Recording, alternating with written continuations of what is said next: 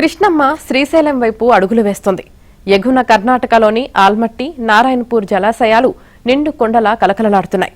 దిగున గద్వాల జిల్లాలోని జూరాల ప్రాజెక్టుకు నీరు విడుదలవుతోంది.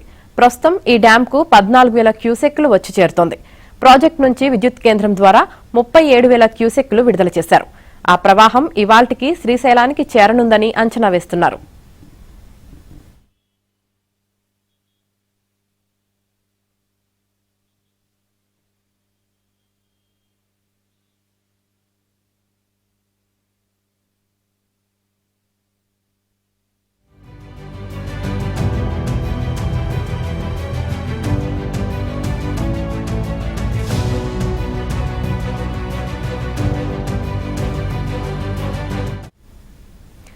కర్ణాటక, మహారాష్ట్ర రాష్ట్రాల్లో కృష్ణా పరివాహక ప్రాంతాల్లో కురుస్తున్న వర్షాలకు ఆల్మట్టి డ్యాంకు భారీ వరద వస్తోంది.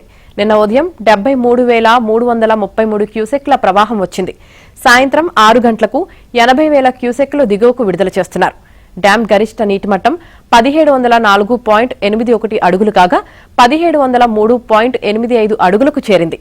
నారాయణపూర్ జలాశయానికి 35,000 క్యూసెక్ల ఇన్ఫ్లో కొనసాగుతోంది. ఆల్మట్టి నుంచి భారీగా వరద వస్తుండటంతో 84,300 క్యూసెక్లు కిందకు వదులుతున్నారు. ఇదంతా జూరాలకే చేరనుంది.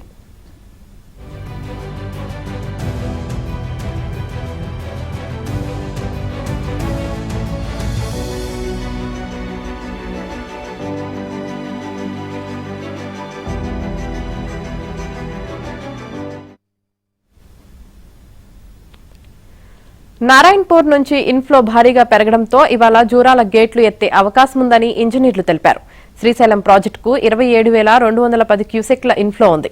నాగార్జున సాగర్ కు ఎగువ నుంచి 900 క్యూసెక్లు వస్తుండగా ఎస్ఎల్బీసీ ద్వారా 900 క్యూసెక్లను విడుదల చేస్తున్నారు. 45.770 టీఎంసీల గరిష్ట సామర్థ్యమున్న పులిచింతల ప్రాజెక్టులో మంగళవారం 29.07 టీఎంసీల నిల్వ ఉంది. లీకుల ద్వారా 400 క్యూసెక్లు దిగువకు విడుదలవుతోంది. కృష్ణా బేసిన్లోని ప్రాజెక్టులకు తొలి వరద రావడంతో జల విద్యుత్ ఉత్పాదన మొదలైంది. ప్రియదర్శిని జూరాల, లోయర్ జూరాల కేంద్రాల్లో సోమవారం నుంచి ఉత్పాదన ప్రారంభమైంది.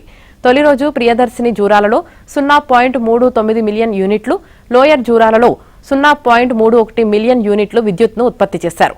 నాగార్జున సాగర్లోనూ విద్యుత్ను ఉత్పత్తి చేస్తున్నారు.